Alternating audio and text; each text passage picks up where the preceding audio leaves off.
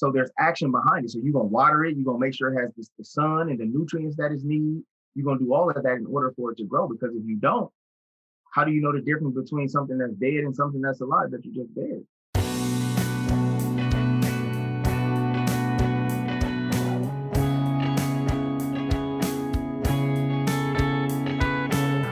Empower You podcast is devoted to bringing real-world wisdom and encouragement to our listeners. We discuss a multitude of life principles and the process from an economic, cultural, and societal perspective. We believe that through tough conversations and shared wisdom, we can pave the path and leave a ladder for the future. Subscribe to our channel and let us empower you.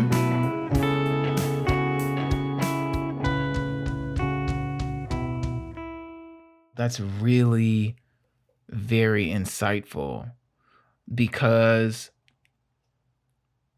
I always say, well, I want growth and I want this and that. And so I try to be introspective and transparent and things like that. So I do this work, right? But I'm also noticing that, just like you said, sometimes you're just watering dead things. You are doing work, but you're watering dead things because you haven't, discovered what is promoting that action. Why are you so attached to this spot? What's underneath that soil that you're trying to grow something on top of? And I see that in people sometimes. And obviously, it's always easier to see things in other people than it is to really see things in yourself. And I'm thinking, my brother's going to be so mad at me, but I'm thinking about my brother a lot right now because I've always seen, his heart and things like that. And I've seen this in other people too. But I also think because we haven't really uncovered the why, the motive for what makes us act, react, plan, think a certain way, we can be watering dead behaviors. We can be watering dead traumas. We can be watering dead habits because we're so busy trying to cover them up. I used to be this, or I used to be that, or I've done this in my past, or I used to be this whatever person. And so now I'm trying to hurry and grow something beautiful on top of that without addressing the realities that are underneath that.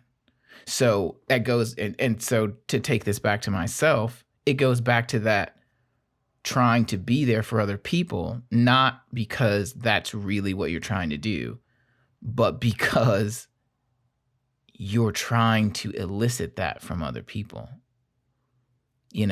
And so, I think it's just really interesting because we don't ever have these conversations.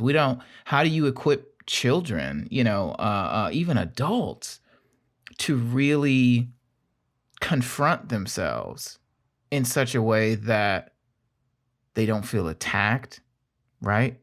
They don't feel too afraid to say something, because we do put limits on our transparency, by default. I have a question for you both. You both have been married 8 years, right? Coming up. Just about. That's, first of all, congratulations. That's really, really awesome. In a time where divorces are at like 50%, and then marriages amongst people of color are down, I don't know how much, because we don't know how to be there for each other. We don't know how to nurture and create that transparent space where everyone feels alive. Everyone feels like they can be themselves. There's so much noise, right? Every time I see anything from certain people, it's just constantly cutting people down. Like, how do both of you build that space where you can both be transparent and also feel empowered, also feel okay about this? Because there's motive in that, right? Have you both been able to address your motives to a point where everyone can see each other, even when they're not, like, do you know each other's tells? enough to know when motives have switched, to know what, you know what I'm saying? Like, how does that happen? How does that work? Because a lot of people are dealing with that. I've kind of, put the pause on all of that for myself, just because I'm like, listen, I'm not going to keep doing this. This is just damaging at this point. But how do you create and nurture that space when you're so close? Like, there's no barriers there, right? You all have children together, like ain't no hiding, So how do you do that? I think for us, just I'm a very introverted person by nature. And I had heard this saying years ago that a woman's heart should be so wrapped up in Christ that a man needs to seek him to find it. And I was like, ooh, that's pretty deep. Like, I know God and I pray, but I don't know him like that. Like, I've never taken time to fall in love with him like that. So for me, before I ever met him, I went on this journey of identity in Christ, where I really wanted to know who he created me to be. After years of relationships that were painful and years of nurturing people who needed because of broken family situations, because of not being seen. So just going above and beyond to see and to be there for and all these things.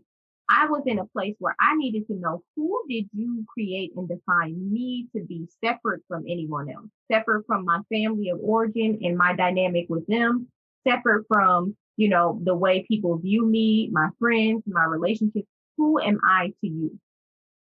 Right. And so I went on this identity journey where I was so solid in my identity and who I was, and so real with myself about my hangups. Here are my weaknesses. Here's where I keep getting trapped and keep getting caught. I was in a place where I didn't want to pretend anymore. I think you get to a wall where you just decide that you're at a point in your life where you don't want to be in anything fake anymore. You don't want to have to sell or sacrifice or give up parts of yourself to be loved anymore. And if love requires you to do that, then it's not for you. Right. And I think I was just at that place after years of just fitting in how I could best fit in and waiting for the person to see me or people to see me, love me, value me enough to make room for me. I just decided that this is who I am and this is how big it is. Does it fit? And if it doesn't, that's okay. But I'm not going to carry myself in a way where I pretend that my personality is smaller than it is, or I pretend that I'm easier to love in this way than I really am, and then surprise, can you handle it? No, this is who I am, like up front. And I want you to see all of me. So when we met, I didn't hide anything. He knew from the very beginning who I was. Right. And it was interesting because he had his own journey that he still had to go through. And I was gonna say, I was in a totally different place. So as she was seeking God and asking God who am I? Right? God, who am I in you? I was in this place of asking myself, who am I? Who do I want to be? Right? Again, it was about self and me trying to take on my own way and create my own path. But I didn't realize that as I was doing that, I was catering to a lot of my brokenness. I was catering to a lot of my insecurities. And it goes back to, like, God knew what I needed before I did. Now, that wasn't always a great thing, because then as I got married, she what's the word I'm looking for? Not necessarily adopted, but I brought those things into our marriage. Oh. Right? I was broken. She was whole in a sense, and I was broken. Right. So you talk about those. But I was whole after being broken, because I had my journey of being broken prior. I just decided for the relationship to seek wholeness before I got into something. Right. So for me, as I came into the relationship, I still wasn't whole. I was still broken. I was still insecure. I was still trying to find out who I was. And that was a journey for me. I'm talking 4 or 5 years into our marriage. I'm still broken and trying to figure out who I am, which caused tension here and had barriers here, because if I don't know who I am, how does she know who I am? Right. Well, I think what it did was it positioned him in a heart posture in a way where he was still protecting and restricting, but I'm intimate, right? I have Right. nothing to hide. I'm Right. I'm here, I'm open, I'm safe, I'm available. I see you whether you want me to see you or not, because by proximity you can't hide, Yeah. right? But he still was in the habit of burying things. I'm still in the habit of don't see He's me. still burying. I don't want you to see me, because what does that say about me, right? Yeah. But I have a belief though about marriage, and we actually, I think we did like a kingdom marriage series that Tony Tony Evans had. He has a book, and it was a whole series a preaching series that he did, and it's about kingdom marriage and the function of marriage, right? So the role of marriage is not, and there's a saying that it's about your holiness, not your happiness, right? So we seek this other person because we want them to meet all of our needs and to make us happy. And that's really not what marriage is at all. It is this union. It's literally another person that's close enough that it's like they're holding a mirror to reflect all the pieces of you that aren't yet enough Christ-like. So like it's this intimacy and it's this proximity with another person where they're reflecting back to me all the places that I still have growth and work to do to be more like the model, right? And it's uncomfortable a lot of times because he sees me in a way that Christ sees me. And I see him in a way that Christ sees him, and you can't run. So by way of intimacy, it's there, whether you tap into it or not. Proximity puts you in position for intimacy, but you have to make a choice to tap into it or not. And a lot of us through our life experiences run from it, hide from it, bury things, cover things up. But that's not really, it's like dirtying your mirror, right? And what would be the purpose of that if the goal is to be more Christ-like? Wow. Yeah. Ooh, there's so much there. There's so much there. Do you believe that when people get married, in you all's professional opinion, that they are running or hiding from their motives by getting married to somebody? I don't think that's what it is. I think we're created for connectivity. I think what drives us oftentimes to get married is we are designed to be in connection with somebody. We're created for it. Like even the word says it is not good for a man to be alone. Like literally, we were created to be coupled. So like there's a book that I read, during my identity development phase called Captivating. And it's about how Christ created women. It is the sister book of the book Wild at Heart. Wild at Heart is for men, and it talks about how God created men and with characteristics of himself.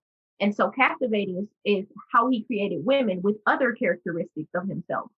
And so like literally, it was so identity stabilizing for me because all of the things that the world made me feel guilty about that are uniquely feminine, like loving love.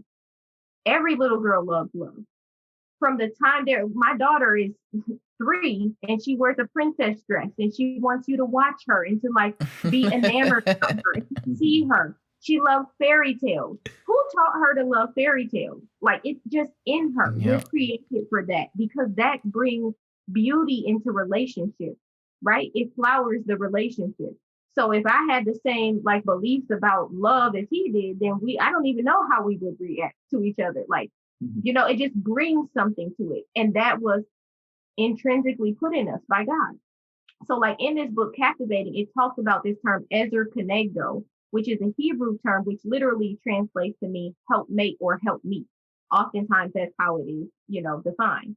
And it refers to women. Like God he uses Ezer all throughout the Bible, but Ezer Kenegdo only refers to women. And it is this sense that although he created men with characteristics of himself, perfect in his image, not anything broken or wrong, he still said it is not good for him to be alone. Mm-hmm. So there were characteristics and qualities that he put in him that he recognized there are some other characteristics or qualities that are going to be needed. Mm-hmm. And it's not good for him to be alone. So he then created her, right? So essentially your helpmate or helpmeet if you reject their vision, their perspective, what they bring to the relationship, you're literally pushing away your help. Mm. Mm. But it is this Wow. journey, especially for men, oftentimes to hold on to that identity, right? This is what I need. But God sent you help. This is who I am. This is me, right? And I'll again 100% vouch for that. Where when we first got married, again for years, there were things that are a part of my identity with sports, with things that I love to do that I thought were who I was and a part of me that were literally that, just things that I love doing. But as I got married and my responsibilities changed and expectations changed for me now moving from being single to being married, I started to feel like, as Janell was challenging, I don't want to use the word challenging, but stretching me. We're having discussions, not arguments. To become to grow into the person that I was supposed to be. I took that from a resistance standpoint, that I took that as you trying to change me. Yeah. You trying to change who I am. And she always used to have to tell me, no, I'm not trying to change who you are, because that's not who you are. Oh. That is a part of your journey. Listen. That's not who you are. That is a part of your journey. He would be saying, this is who I am. And I'm like, no, these are things you like to do. And I have things I like to do, but this isn't who you are. That's strong. Identity. But it was that identity piece. So when you ask the question about people's motives going into marriage, I don't necessarily know if people do marriage with the wrong motives. So, but I do feel like sometimes individuals get married in order to fill a void. Yeah. In order to feel something that they're missing, or that they feel like this other person is going to give them, right? And that's, to me, that's the wrong reason to get into a marriage, because as Janell talked about, your partner is not responsible for your happiness or to complete you per se. They can't make up for all the years of love that you didn't receive, or all the voids, or all the gaps. You're anchoring to this other person, and they can't sustain you. And if that's what you're looking for, you're going to be disappointed. You're going to be disappointed. Yeah. So I think you have to just check and ask yourself, am I looking for this person, or do I have an expectation for this person to provide something for me or do something for me that is my own responsibility? And a lot of times there's work that needs to be done before you get married. Yeah. Because for me, if I look back over the 8 years, there's a lot of work that I should have did before I got married. Ooh, there's a lot of personal work that I should have did before I got married, because the reality is now that when I walked into the marriage, I now put that burden on her of helping me carry it. Not that I just dropped it on her, but now she's helping me carry it. Because she sees that you have things that are not you that you still have with you. You said a couple things that I have to go to.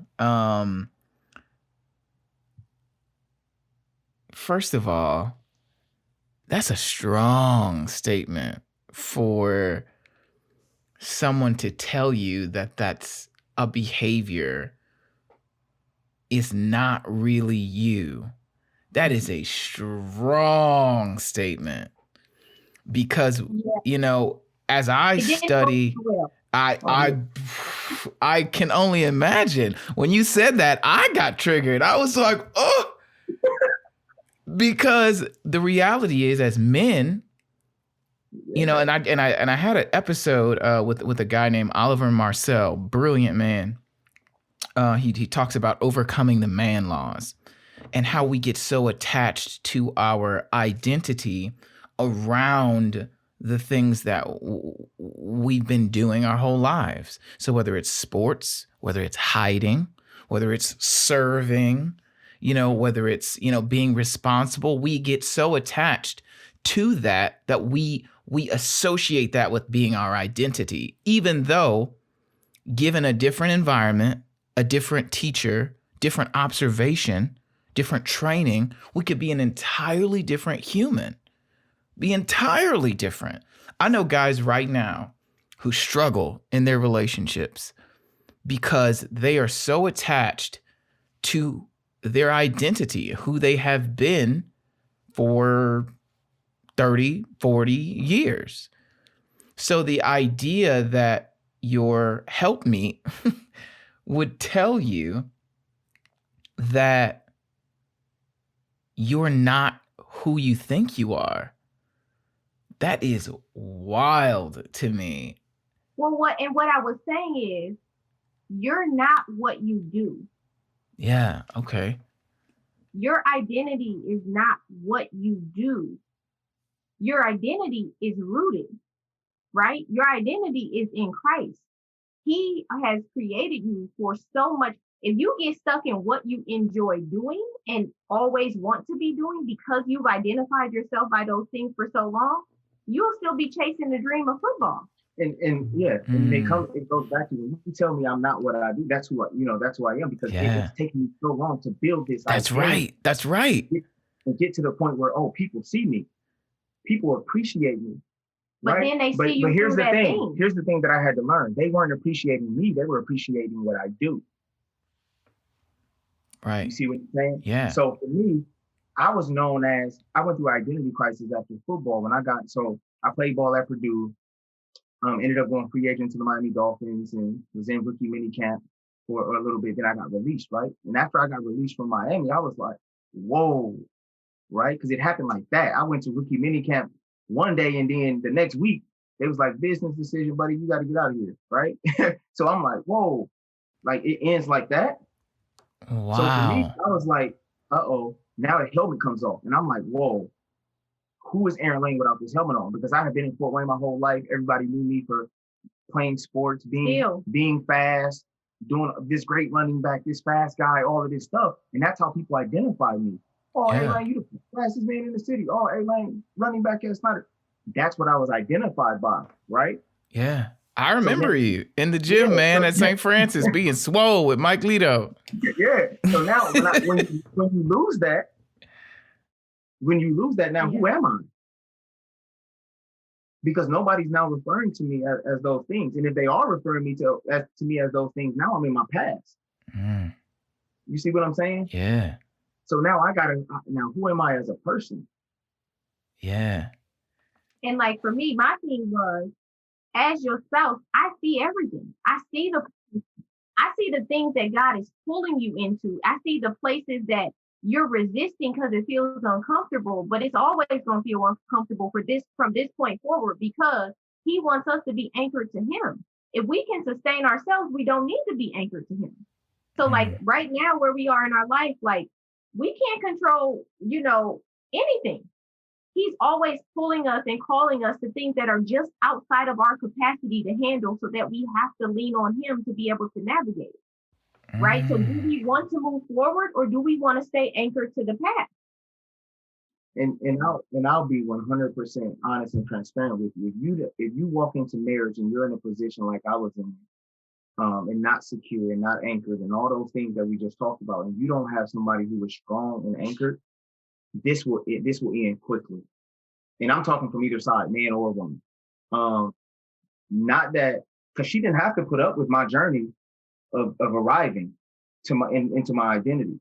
You see what I'm saying? Because that process comes with a lot of mistakes, a lot of heartache, a lot of tough conversations, a lot of things that people don't see. You know what I'm saying? Like we talked about, cover of magazines and social media posts. People see all of that stuff, but they don't get to see the struggles of the identity crisis, the struggles of trying to find, you know what I mean? Like you don't get to see all that. So in 8 years, what looks glamorous on the outside is a lot of tough conversations inside. You know what I mean? Yeah. So absolutely. I would say, we've talked to a lot of people, and people say, man, I've been married 40 years. And then you get, relationship goals. Like, ooh, I want that. Are you willing to sustain or withstand? Not sustain. Are you willing to withstand all of the storms that come with those 40 years? The motive's got to be in check. You have to be very, very aware of what's happening underneath in order to withstand that. That transparency's got to be in place. All of what you're talking about, I'll be honest, is like deep, deep water. And I'm not a very strong swimmer. So I just handle what I can handle and pray on the rest. And, I'm thankfully single at this point, because that level of transparency And I'll say this, I'm sure there's people listening who could probably agree. It's frightening. It's wanted in some levels. We all want to be seen, but my motives, I feel like, are still sometimes unclear for why you want that, right? Because on the one hand, you're like, oh, well, this would be amazing, blah, blah, blah.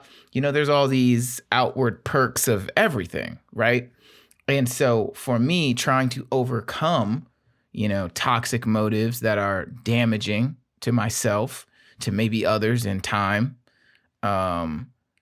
is my recourse, my mechanism for handling that is to withdraw, is to maintain distance, is to privately deal with whatever I have to deal with. Because, going back to my childhood, you weren't complaining about the responsibilities you had and it being tough to do this or that. You weren't supposed to do that. Like me and my brother would have talks.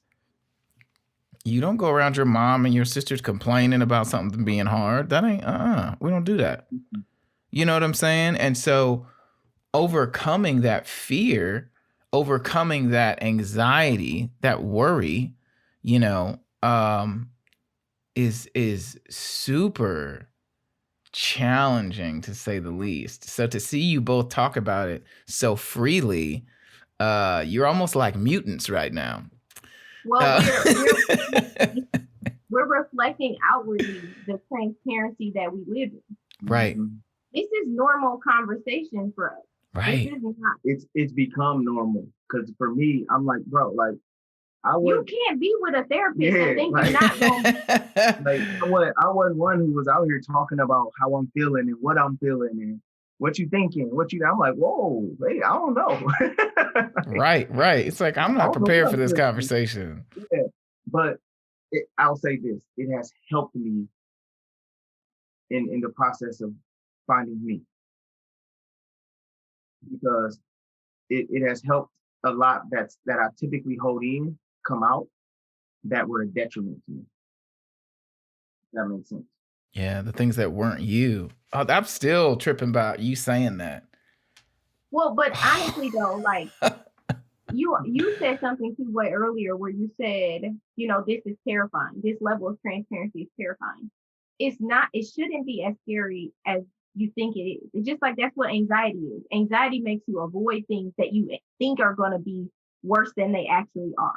So it's like that scary movie that you watch and you hear the music building up and something scary is about to happen and you have all this anxiety built up and then it jumps out and it's not really as scary as you thought it was going to be because it looks fake and you realize it's a movie and okay, I'm good. But your body still has that reaction.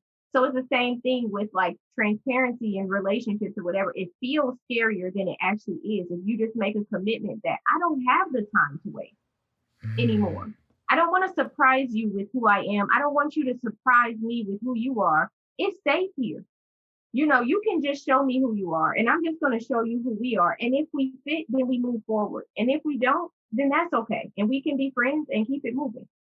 But like, let's not waste years doing all this fake dating and only talking about surface level things and hiding all of our secrets from each other. Like, let's just be real. And I would recommend doing that in the dating phases. The beginning. Yeah. Before you get 4 or 5 years into marriage and navigating that. Because that's been our journey. You know what I'm saying? Of that. And like I said, we're going on 8 years.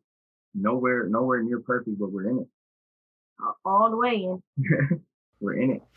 So I got transparency, confronting, transparency, spending time with yourself and confronting the things that you don't like, that are giving you the anxiety that makes life and being transparent frightening, because generally it's rooted to a behavior or something that you avoid with your music or with your television or Netflix or activity or going out drinking or doing drugs, whatever it is, wherever you at. And there's no judgment. We've all been there. I certainly have been through all of those stages of my life. And I'm thankful that I've survived and not hurt anybody, not hurt myself. But that was a very heavy part of my journey also. And so to hear you both, speaking about this is really, really, it's very, very, very helpful. And if you are getting something out of this, I need you to go to Courageous Healing on any of the social media platforms and tell them thank you, because this is a really, really incredible conversation that we're having. And if you're anything like me, and I bet you are if you listen to this, you are being found very, very much. Probably some gut punches, like somebody telling you you are not who you think you are. Oh my God. That's going to go at the beginning of this clip. You have to bring that. No, but that's so real for a man, for somebody to see you and even call you out on the you that you're being in the present moment, because they see past that. For a man, I don't know how it is for ladies, that is so comforting, you want to jump out of a window. Does that make sense? It feels so right that you want to run as fast as you can, because there's always a moment in your head, and I think maybe you can relate to this, Aaron, where you wonder, like, am I really doing this right? I think I am. This feels normal. But your perspective on normal was probably, from that dead thing you growing plants on. Mm-hmm. You know what I'm saying? And so for someone who you care about, who you're always trying to impress, because maybe this is different, but for myself, I feel like you're always trying to inspire confidence in your spouse. Today is the day, and now is the time. If you have a good idea, good intentions, and are looking for a way to get audience and to get your great message out to the world, I encourage you to start your very own podcast. You would be surprised the amount of folks who are waiting to hear your content. My name is Kid Boy Cooper, and I have been an audio engineer for the past 7 years, and I am offering one-on-one coaching to help you get through the beginning stages of creating your very own podcast. Please reach out to me and let me know how I can help you. My email address is empoweryoupodcast@gmail.com. We offer one-on-one coaching, a live masterclass, and even a 10-module course that will take you through the entire process of creating, producing, and distributing your podcast to your very own listeners. This is a great avenue to connect with your audience and to connect with people who are in need of your voice. Again, reach out to me at empoweryoupodcast@gmail.com and let's get your podcast started today. Keeper, here's what it was for me. For the first time, somebody saw me. Yeah. Because everybody else saw the athlete. Everybody else saw fast. Right. Everybody else saw running back. Everybody else saw play that Purdue. Oh, you had an opportunity with the Dolphins. Oh, you this, right? But for the first time, somebody saw me and saw beyond the athletic ability in the sports and all those things, right? It was like, no, that's not who you are. Right? Because I was in that journey. I was battling internally anyway. Yeah. Of what do I do? And for somebody to say, that's not who you are, that was whoa, somebody really see me. Right? It was like, is this real? I was just frustrated. But that's beautiful. I think that is really helpful. Because for men, and I'm very passionate about men and Black men especially, because we get so short. We've been through a lot. Black women have been through a lot also. Brown women, all of you all. I'm not trying to be exclusive, but I am talking to my people right now. Black men have been through a lot, and we don't talk about most of it, but we also get talked about a lot. And so that reinforces our desire to be impressive and to shield all of that, because I don't even have time to open that up. So for someone to willingly be like, there's something dead under there. Look, hold on. I've been hiding this body for years. And you just, calling me out, and then not in a way that, is constructive. Some of us don't know what that is. Like, my parents had a really great relationship, right? But I feel like most of those kind of conversations, I never heard them have those. I never heard, that kind of stuff. They represented a really united front. They had different little verbal disagreements or whatever around the house sometimes, but it always ended in giggles. And my dad used to like tickle my mom, and she hated it. And that was the kind of the thing around the house, like, and my dad's just super, super charming and charismatic. And so to hear that, that just represents work that I think men, we have to do to analyze what our real motives are, because if we're just trying to impress people, if we're just trying to impress ourselves because we're really broken on the inside, because we don't feel like people view us as whole humans.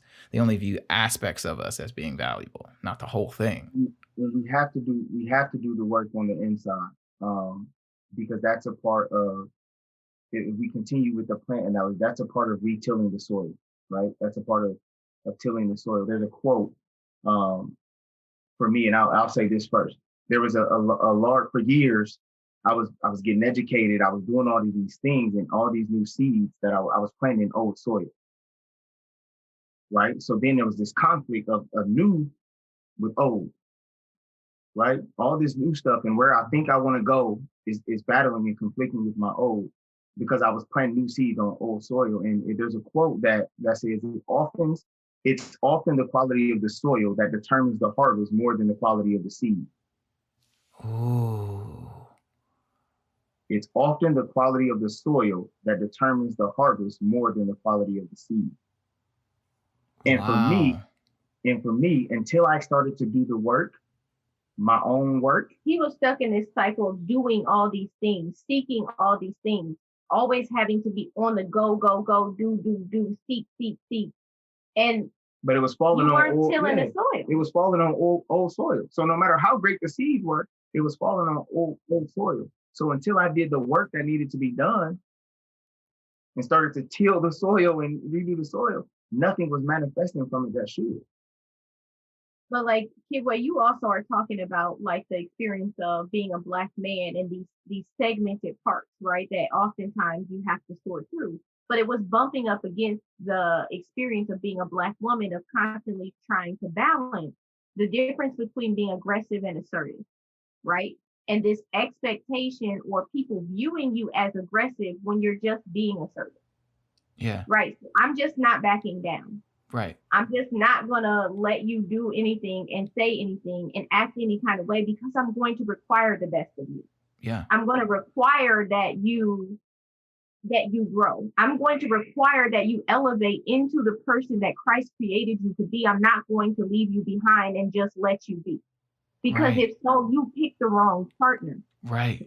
Well, and that's love, though, of knowing, like, that's what you do for your child, right? You don't let them just say you need 13 and you still can't tie your shoes. I'm not going to let you proceed past this point until you learn how to tie them shoes, because you ain't going to be walking around with me falling all over the place, Yeah.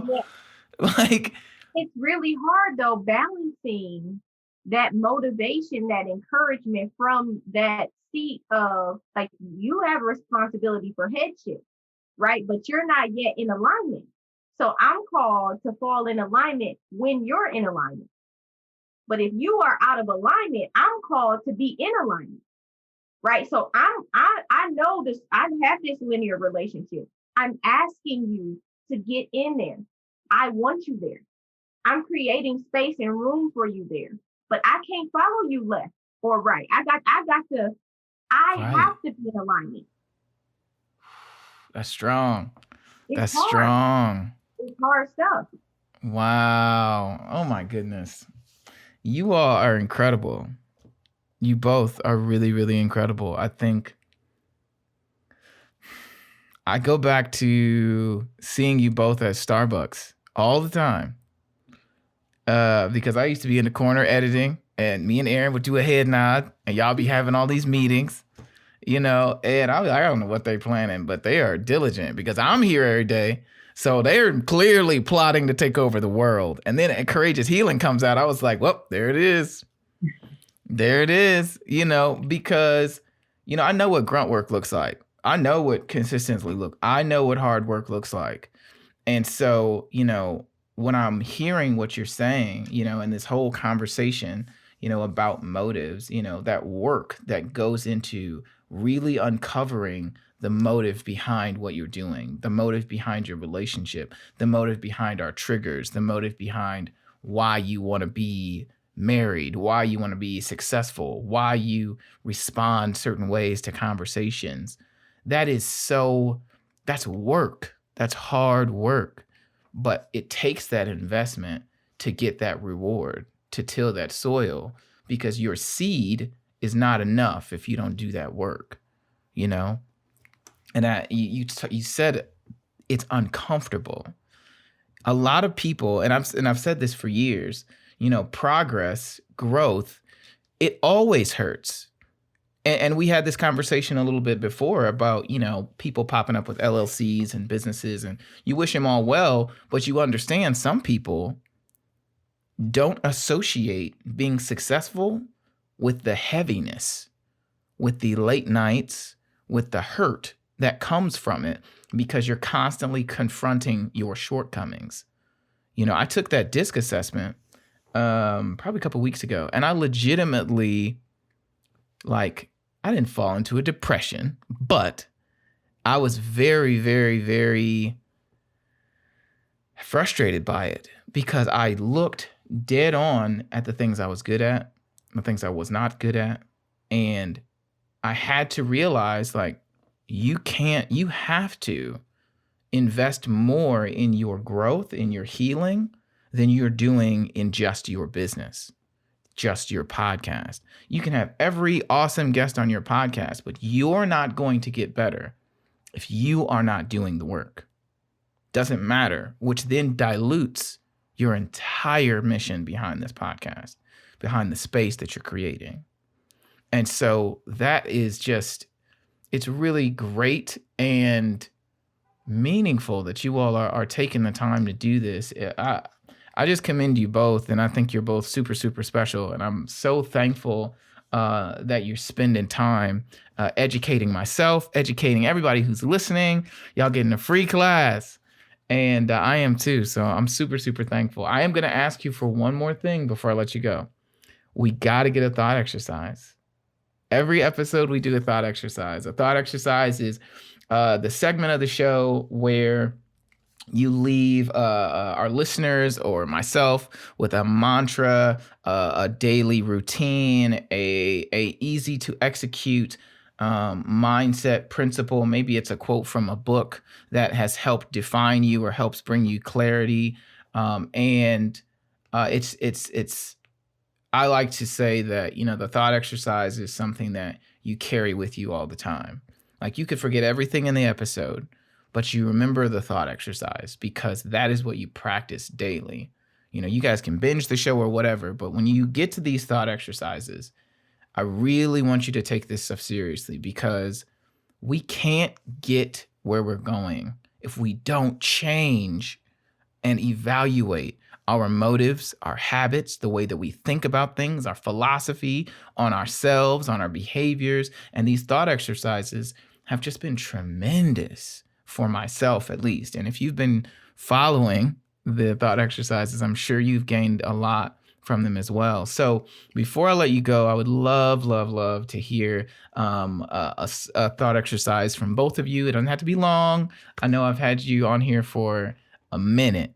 And I really, really appreciate you all's time. I truly do. I know you got a lot of stuff going on. If we could do that, a little thought exercise, I'll let you go. Promise. Yeah, I think for me, it would be the next time something upsets you, right? This is a thought exercise to help you identify triggers and then go deeper. So the next time, and this is a cheat, like one of those cheat tricks that you were asking for. So Anytime something upsets you, to ask yourself, why did that upset me? And then once you answer that question, to ask yourself, and why did that upset me? And then once you answer that question, ask yourself, and why did that upset me? And keep asking yourself, why did that upset me, until you can't answer that question anymore. And then you're at the root cause of the issue. So if he and I have an argument about something, I need to take time by myself and say, okay, he didn't do the dishes. Why did that upset me? And it upset me because I'm tired and I feel like I always do the dishes. And why did that upset me? Well, because I feel like I do more. And why did that upset me? Because I feel like I'm in this by myself. And why did that upset me? And I'm in this by myself because I've always been in things by myself. And that is the root cause of the issue. Right. You see how that works? Yeah. Something small, like the dishes, can be tracked all the way back down to the root cause. And when you're having conversations, it is important to be talking about the root cause, not the surface level content. You will save yourself years of time by getting to the root cause instead of this specific instance. And then we're going to have this same talk again, and then this same talk again. What is the root issue? And let's talk about that so we don't have to talk about it anymore. That's strong. Ooh, Aaron, you got to follow up? That's strong. She came with the heat. And he did.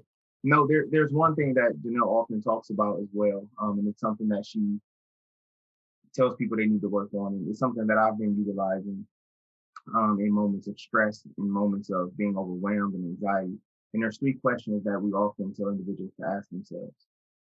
So in moments of stress, in moments of being overwhelmed, of being tired, asking yourself, what am I thinking? What am I feeling? What am I needing? Right? Those 3 questions. What am I thinking? So in this moment, when I'm going through something, okay, what am I thinking? Right? Based on what I'm thinking, what am I feeling? And then what am I needing? Right. Right. And then depending on what you tell yourself you need to act on it. Right. I think that's big, is that action piece. And it's something that I never thought about. Again, being that emotional person, I find myself overwhelmed with emotion and passion. Yeah. And I don't know what to do with it. So and a lot of times, because I don't know what to do with it, I displace it. I put it in places where it shouldn't belong, or take it out on people that I shouldn't. So what this exercise that Janell brings up allows me to do is, in that moment, I self-assess. What am I thinking? What am I feeling? What am I needing? And that takes work.